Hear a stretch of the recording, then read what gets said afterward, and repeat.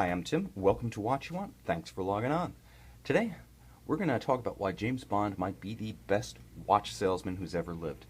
Over 50 years leading up to this 50th anniversary Omega Seamaster Diver 300-meter coaxial, James Bond has probably sold more watches than any man past, present, and likely future. If he were a real person, I would hire him in a heartbeat. And this Omega Seamaster Diver 300-meter coaxial James Bond 50th Anniversary Edition, one of only 11,007 produced, pays tribute to a half-century of James Bond and his wonderful watches.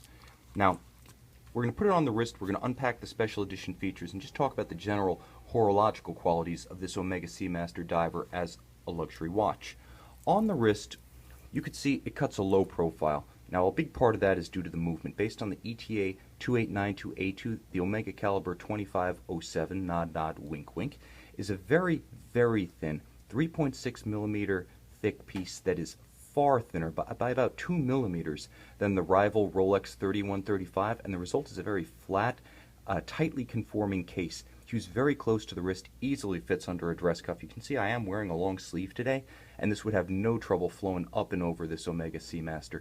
Now you can also see that from this angle, although 41 millimeters, it's nowhere near overlapping the edges of my wrist. The lugs are nice and tight, closely curved. It has a good flat case back. It sits flush, and there's absolutely no tendency to hula hoop. It's nicely counterweighted by its bracelet and clasp. You could easily wear this on a smaller wrist.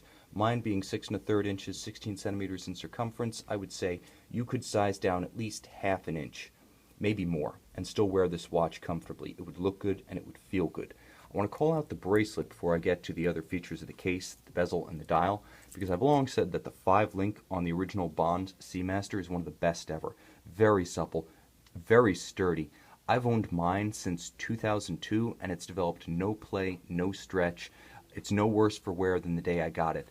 Likewise, the clasp deserves a shout out because it's still one of the best going. Milled from the solid, this is generally regarded as the clasp that forced Rolex to clean up its act and get rid of the stamped oysters. Very, very robust. It looks as good as it feels, and it features one of the best dive extensions in the business.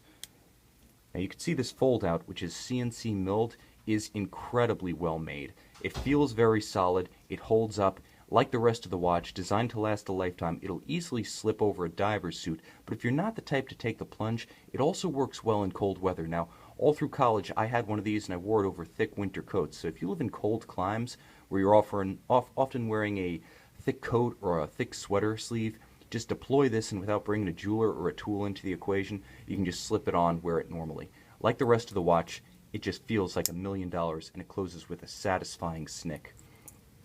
Now you can see that the dial itself is a little bit of a different aesthetic than the typical Pierce Brosnan era Seamaster. In a lot of ways, the watch is a crossroads aesthetically between the Daniel Craig era Seamasters, including the Planet Oceans, and the old blue bonds of the Brosnan era.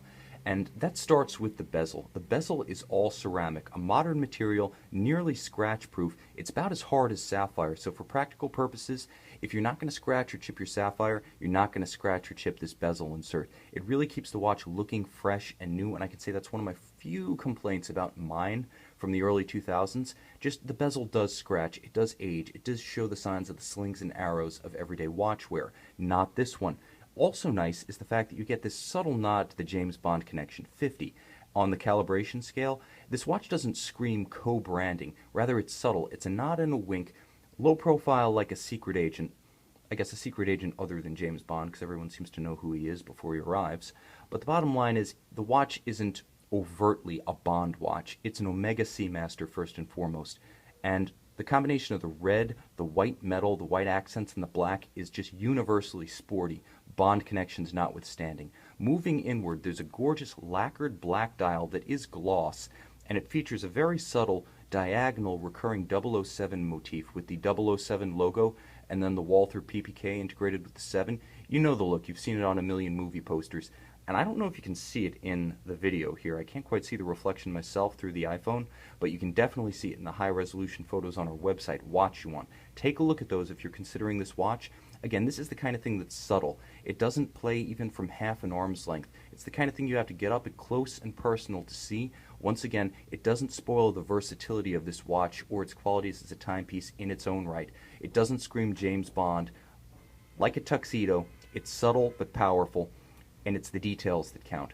This watch looks great, feels great, has all the qualities of an Omega Seamaster, but when you look for it, it has some memorable Bond touches that make it just a cut above the standard edition. It is a limited, but it's also characteristic of the later generation Bond-style Seamasters with the applied indexes on the dial, not printed like the early Brosnan Bonds. Those had printed Luminova indexes and marks at 12, 9, and 6. Mine has that from back in the day.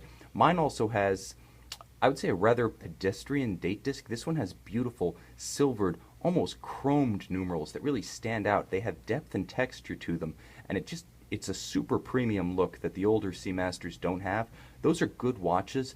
This is, in a lot of ways, a more refined watch. If those watches are kind of like Daniel Craig in Casino Royale, this one's just more polished. It's grown into the role, like Daniel Craig in Skyfall. When you turn the watch over, you can see there's a special dedication on the case back. Now, this is the movement caliber 2507 based on the coaxial caliber 2500. So this case back, featuring the famed Bond rifle barrel aperture that starts every Bond intro sequence and has started every Bond intro sequence since 1962's Dr. No. It features James Bond 50 years on the winding rotor center at the center through a sapphire. Limited edition, it's also individually numbered. Now I'll give a quick shout out to the coaxial caliber 2507. It is the latest evolution of the original Omega coaxial caliber, 42-hour power reserve, COSC certified chronometer. In a lot of ways, the latest versions of the 2500 have realized all of the original promise of George Daniels' coaxial escapement. More accurate, with long-term rate stability and reduced maintenance requirements. In a lot of ways, the promise has been realized, and this remains one of the few alternative escapement technologies available in any watch anywhere for under 6 figures. It remains a hallmark and an exclusive of Omega, and it's a fitting addition to a watch with enough toys to make Q Branch jealous. As always, rated for water resistance down to 300 meters, it's also a formidable dive watch if you choose to use it as such. And unlike the equivalent Rolex Submariner, it features a standard helium escape valve for use with exotic oxygen mixtures, diving bells, and particularly deep dives. It's not something you'll ever need, but it's a true luxury watch, and in luxury watch fashion, it has features you may not need but will love to have.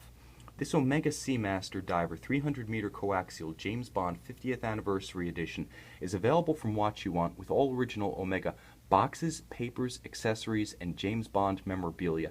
If you're a fan of the Seamaster, if you're an Omega collector, if you like divers in general, or if you've got all the Bond Rolexes and you want to start an Omega collection, this is a great watch. This will be the watch you want. Check it out in high-resolution images with all of its accessories on our website, Watch You Want.